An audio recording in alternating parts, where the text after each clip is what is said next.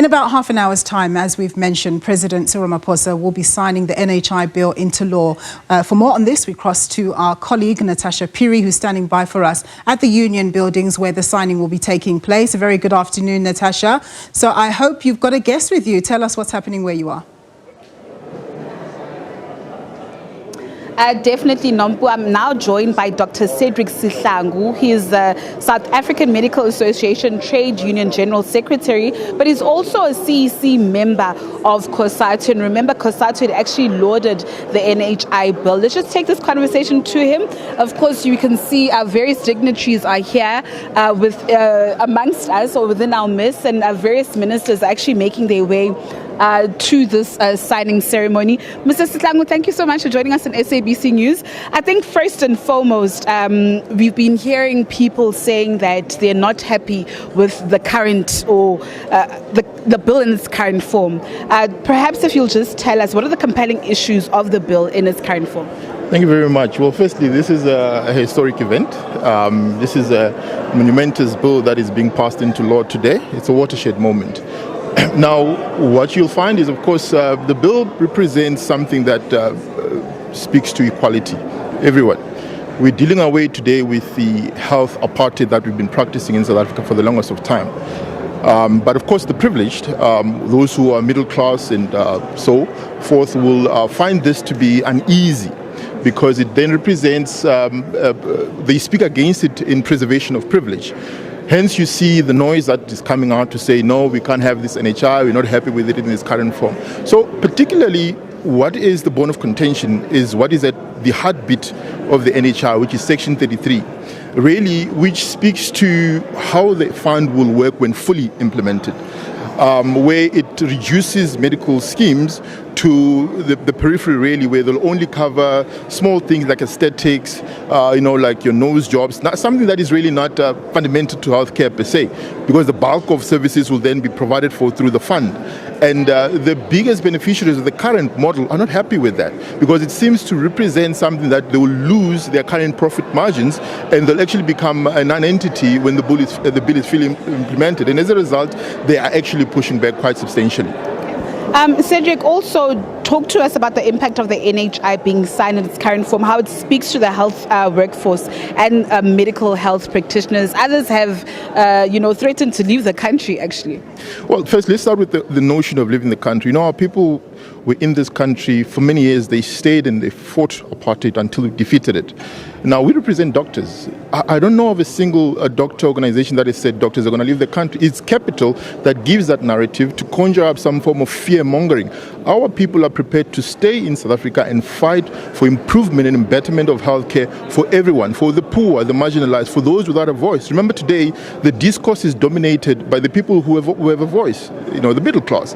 But we are saying we'll stay here, fix the system so that it serves the many. But critically to that is that currently what you find is, in terms of healthcare expenditure or spent in the country, which is approaching 9% of GDP, is that the private healthcare sector is highly subsidized by state. It spends equal to what we spend on 80% of the population, when it's only servicing 14%. Now, we need to pool the resources together to ensure that they serve everyone equitably.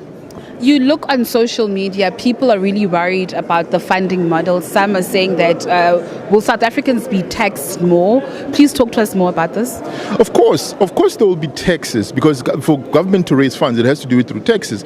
But people are paying 7,000, 8,000 rand a month towards medical schemes or medical aids at the moment. Now, we anticipate that people will be paying far less in terms of tax contribution towards the same benefit.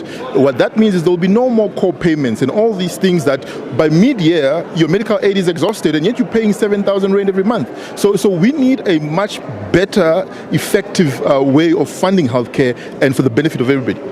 Cedric, lastly, you've heard the Democratic Alliance, you've heard the likes of Solidarity saying that they will be taking this bill to court. What do you have to say to that? This bill is, at the fundamental core of it, a true embodiment of Section 27 of the Constitution, which gives the right to everyone to access to healthcare. Now, of course, if you're going to challenge a bill that is actually doing what the Constitution wants, we think we're a bit delusional. Do you think that there was enough consultation in this bill? I mean, some have said that, listen, it's been 4 years. There wasn't proper consultation with various stakeholders into this bill.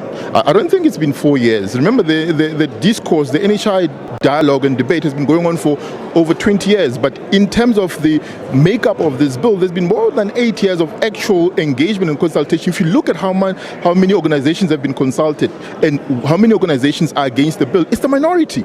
The bulk of this country, through all the processes, National Assembly processes, everyone has said we're in full support of this bill. Cedric, thank you so much for your time. Well, Nompu, that was Cedric from Samathu, and of course he's also a COSATU CEC member, just giving, us comprehensive bites as well for those who don't know what the NHI actually means to the ordinary person and the layman person on the streets, how they'll be able to benefit from the NHI, especially if, financially they're not actually sorted. So these are just the bites that are coming out of Cedric there. As you can see behind me, if I'll just step out of the frame, Nompu, very arriving. Of course, we're all eagerly waiting for President Cyril Ramaphosa to actually make his way to sign the bill into law.